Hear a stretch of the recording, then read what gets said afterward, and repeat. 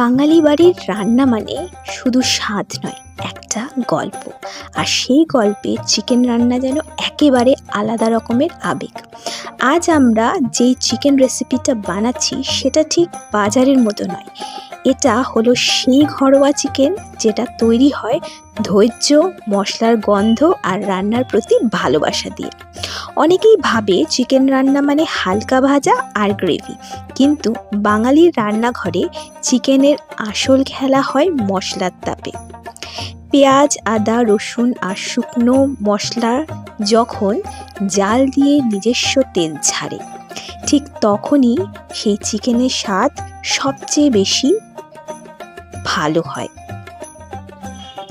আজকের এই রেসিপিটা শুধু চিকেন রান্না নয়, এটা সেই রবিবারের সকালের অনুভূতি যখন লুচি ফুলে ওঠে আর রান্নাঘরে চিকেনের গন্ধে পুরো বাড়িটা প্রাণ বন্ধ হয়ে যায়।